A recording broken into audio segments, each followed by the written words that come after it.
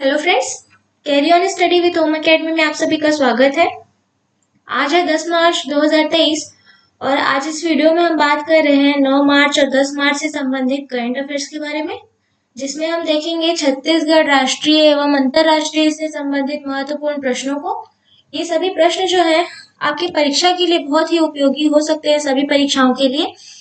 तो आप इन सभी प्रश्नों को पूरा देखिएगा और चैनल को अगर आपने सब्सक्राइब नहीं किया है तो सब्सक्राइब कर लीजिएगा, ठीक है।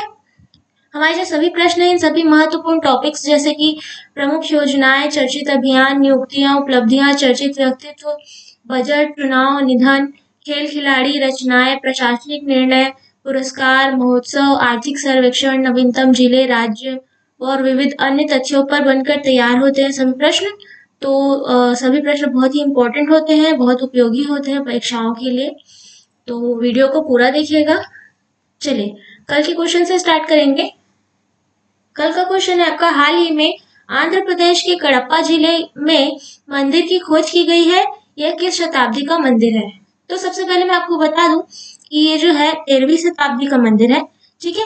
और आंध्र प्रदेश के कडप्पा जिले के वल्लूर मंडल के पुष्पगिरी क्षेत्र में एक पहाड़ी के ऊपर दुर्गा मंदिर के उत्तर पूर्व में झाड़ीदार जंगल के बीच हाल ही में ये जो मंदिर है 13वीं शताब्दी का हिंदू मंदिर है, ये इसके अवशेष मिले हैं, ठीक है।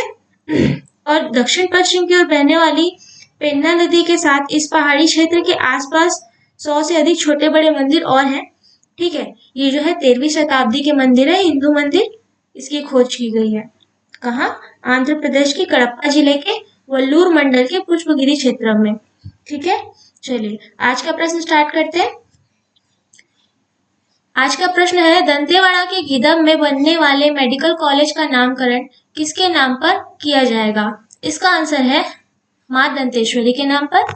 विस्तार पर बात करते हैं। गीदम में बनने वाले मेडिकल कॉलेज का नामकरण मां दंतेश्वरी के नाम पर करने, गीदम को नए राजस्व अनुभाग का दर्जा देने और शंखनी डंकनी नदी में पर्यटन के लिए रिवर फ्रंट व्यू पॉइंट का निर्माण करने की घोषणा की गई है। और ये घोषणा जो है मुख्यमंत्री भूपेश बघेल द्वारा की गई है, ठीक है। इस साल के बजट में प्रदेश में 4 नए मेडिकल कॉलेज खोलने की घोषणा हुई है, ठीक है।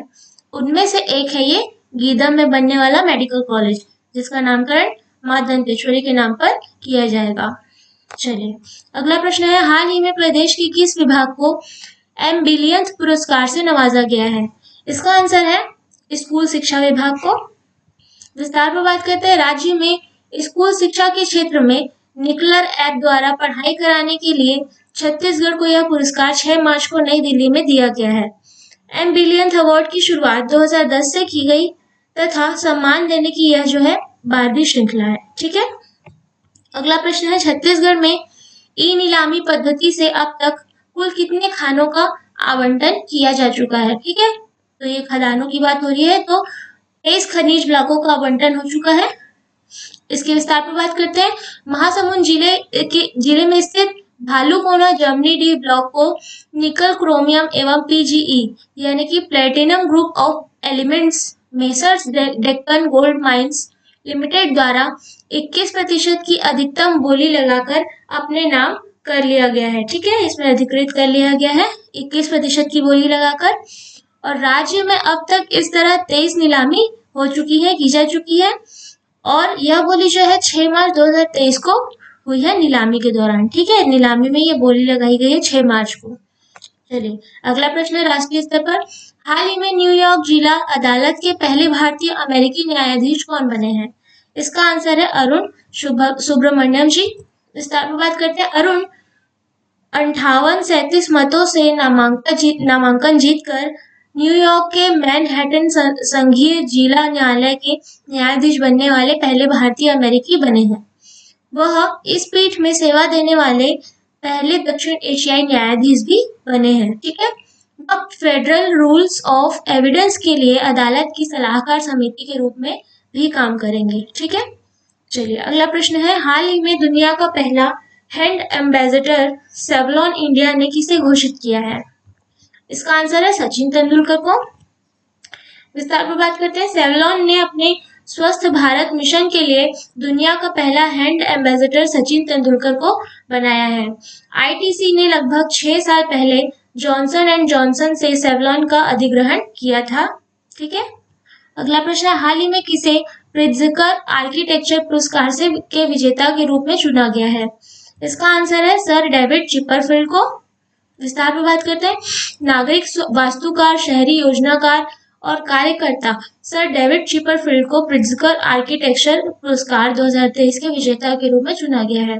यह पुरस्कार अंतरराष्ट्रीय स्तर पर वास्तुकला के सर्वोच्च सम्मान के रूप में दिया जाता है। ठीक है, अगला प्रश्न है, हाल ही में अट्टुकल पोंगल उत्सव किस राज्य में मनाया गया है? इसका आंसर है केरल में।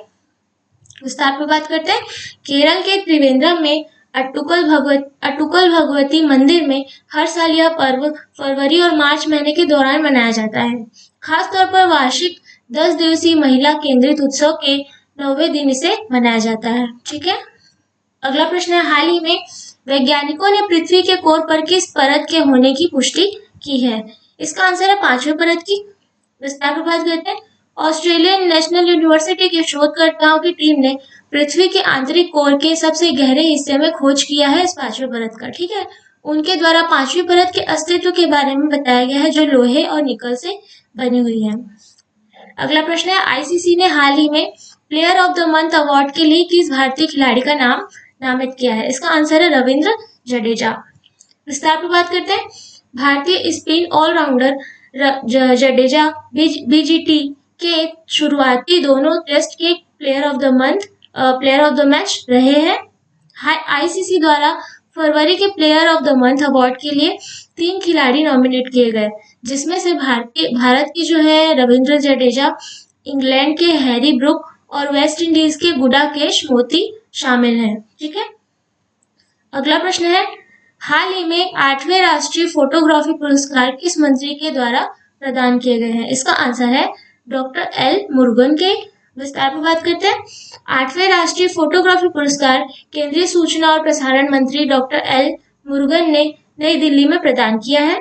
व्यावसायिक श्रेणी में विषय जीवन और जल था, जबकि एमेच्योर श्रेणी में विषय भारत की सांस्कृतिक विरासत था।